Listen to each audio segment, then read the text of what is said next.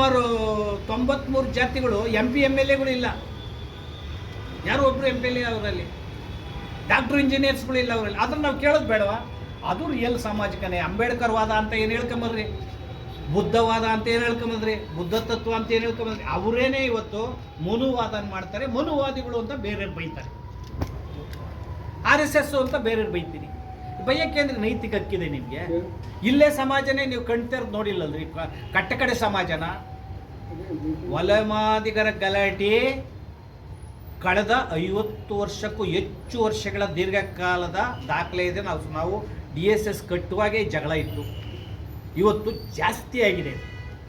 ರಾಜಕಾರಣ ಮಾಡೋವಂಥವ್ರು ಜಾಸ್ತಿ ಮಾಡಿದ್ದಾರೆ. ಅದನ್ನು ಈ ಸಮಾಜನ ಕಿತ್ತಾಡಿಸಿದ್ದಾರೆ. ಒಳ ಮೀಸಲಾತಿಗೆ ಧಕ್ಕೆ ಉಂಟು ಮಾಡಿದ್ದಾರೆ.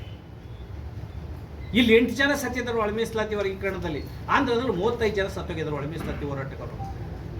ಪ್ರಾಣ ಕೊಟ್ಟಿದ್ದಾರೆ. ತನ್ನ ಬೆವರಿನ ಮೂಲಕ, ರಕ್ತದ ಮೂಲಕ, ಕಣ್ಣೀರಿನ ಮೂಲಕ ಒಳ ಮೀಸಲಾತಿ ಹೋರಾಟ ನಡೆಸಿದ್ದಾರೆ ಮೂಲ ಹೋರಾಟಗಾರರು. ಅದನ್ನ ಮನೆಗಾಣಬೇಕಾಗಿದೆ ಸರ್ಕಾರ ಮತ್ತು ಅಂಬೇಡ್ಕರ್ ಹೃದಯ ಮತ್ತು ಕಣ್ಣಿನಿಂದ ಒಳ ಮೀಸಲಾತಿ ನೋಡಬೇಕಾಗಿದೆ. ಸಚಿವ ಸಂಪುಟ ವಿಸ್ತರಣೆ ಮಾಡುವಾಗೂ ಕೂಡ ಸಂವಿಧಾನಕ್ಕೆ, ಮೂಲ ಸಂವಿಧಾನಕ್ಕೆ ಮತ್ತು ಸಾಮಾಜಿಕ ನ್ಯಾಯಕ್ಕೆ ಬೆಲೆ ಕೊಡಬೇಕಾದ್ರೆ ಹಿರಿಯ ಸಚಿವರುಗಳನ್ನು ಮಾದಿಗ ಸಮಾಜದಲ್ಲಿ ಕಡೆಗಣಿಸ್ಕೊಡೋದು ಒಳ್ಳೆಯದಲ್ಲ. ಹಾಗೇನಾದರೂ ನೀವು ಅದೇ ಪದ್ಧತಿಯನ್ನು ಮುಂದುವರಿಸಿದ್ರೆ, ಕಾಂಗ್ರೆಸ್ ಏನು ತುಳುಕ ಬಂದಿದ್ದೀರಿ, ನಿಮ್ಗೆ ಆ ಪ್ರತೀತಿ, ಆ ಸಂಪ್ರದಾಯ ಏನಿದೆ ಈ ಸಮಾಜನ ಶೋಷಣೆ ಮಾಡ್ಕೊಂಡು ಬಂದಿರೋದು, ಅದನ್ನು ಮುಂದುವರಿಸಿದ್ರೆ 2028ಕ್ಕೆ ಮಾದಿಗ ಸಮಾಜ ಜಾಗೃತ ಆಗಿದೆ. ಅವರ ಹೃದಯದಲ್ಲಿ, ಅವರ ಎದೆನಲ್ಲಿ ಬೆಂಕಿ ಜ್ವಾಲೆಯಾಗಿ ನೀವು ಕಾಂಗ್ರೆಸ್ ಪಕ್ಷನ ಸುಡುತ್ತದೆ. 2028 ಚುನಾವಣೆಯಲ್ಲಿ GB ಚುನಾವಣೆ ಏನು BBMPದು ಸ್ಥಳೀಯ ಚುನಾವಣೆಗಳು ಎಲ್ಲದರಲ್ಲೂ ಕೂಡ ಕಾಂಗ್ರೆಸ್ ಪಕ್ಷವನ್ನು ಸೋಲಿಸ್ತದೆ. 2028ರಲ್ಲಿ 2018ರಲ್ಲಿ ಸಿದ್ದರಾಮಯ್ಯವರು ಕಣ್ಣೀರು ಹಾಕಿದ್ರು, ಒಳ ಮೀಸಲಾತಿ ವರ್ಗೀಕರಣ ಮಾಡುತ್ತೆ ನಾನು ಸೋತೆ ಅಂತ. ಇನ್ನು 2028ಕ್ಕೂ ಕೂಡ ಯಾರು ಅಧಿಕಾರಿ ಇರ್ತಾರೋ ಅವರು ಕಣ್ಣೀರು ಹಾಕುವಂಥ ಕೆಲಸನ ಬರ್ತದೆ.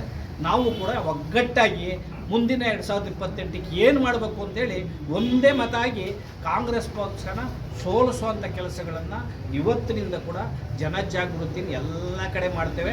ಇದನ್ನು ಸಚಿವ ಸಂಪುಟ ವಿಸ್ತರಣೆ ಆಗ್ತದಲ್ಲ, ನೀವೇನು ಮಾಡ್ತೀರಿ ಅಂತ ಕಾಯ್ತಾ ಇದ್ದೀವಿ. ಅಲ್ಲಿ ನೀವು ಸಾಮಾಜಿಕ ನ್ಯಾಯ ಕೊಡದ ಹೋದರೆ ಉಗ್ರ ಹೋರಾಟ ಆಗ್ತದೆ ಅನ್ನೋ ಒಂದು ಎಚ್ಚರಿಕೆಯನ್ನು ಕಾಂಗ್ರೆಸ್ ಪಕ್ಷಕ್ಕೆ, ಆ ಮುಖಂಡರಿಗೆ, ಕಾಂಗ್ರೆಸ್ ವರಿಷ್ಠರಿಗೆ ಕೊಡ್ತೇವೆ. ನೀವು ಅಂಬೇಡ್ಕರ್ ಕಣ್ಣೀರು ಹಾಕ್ಸಿದ್ದೀರಾ, ಜಗಜೀವನ್ ರಾಮ್ ಕಣ್ಣೀರು ಹಾಕ್ಸಿದ್ದೀರಾ, ಅನೇಕ ಜನರನ್ನು ಮಾಶಾಣ ಮಾಡಿಬಿಟ್ಟಿದ್ದೀರಿ. ಎಲ್ಲಿಂದ? ಯಂದ್ರಾಚಯ್ಯನವರು, ಬಸವಲಿಂಗಪ್ಪನವರು, Mallikarjuna Kharge, KH Ranganath, TN Narasimhamurthy, IPD Salappa, ಇವತ್ತಿರ್ತಕ್ಕಂಥ KH Ranganath, ತಿಮ್ಮಾಪುರು, ಪರಮೇಶ್ವರು, ಇವರೆಲ್ಲರನ್ನೂ ಕೂಡ ಕಣ್ಣೀರು ಹಾಕ್ಸಿದ್ರಿ. ಮುಖ್ಯಮಂತ್ರಿಯನ್ನು ಮಾಡಲಿಲ್ಲ, ಸಚಿವ ಸ್ಥಾನಗಳು ಸರಿಯಾಗಿ ಕೊಡಲಿಲ್ಲ. ಆದ್ದರಿಂದ ಮಾದಿಗ ಸಮಾಜನ ಗಂಭೀರವಾಗಿ ನಡೆಸ್ಕೊಳ್ಳಿ. ಈ ಸಮಾಜದಲ್ಲಿ ಕಟ್ಟಕಡೆ ಸಮಾಜದವ್ರು ಇದ್ದಾರೆ. ಬಂಗಿ ಸಮಾಜ ಇದೆ, ತಲೆ ಮೇಲೆ ಮಲವರ ಸಮಾಜ ಇದೆ, ಮೋಚಿ ಸಮಾಜ ಇದೆ, ಚಪ್ಪಲಿ ಹೊಲಿಯ ಸಮಾಜ, ಪೌರ ಕಾರ್ಮಿಕರಿದ್ದಾರೆ. ಇವ್ರನ್ನೆಲ್ಲ ಮೇಲೆತ್ತಬೇಕಲ್ವ?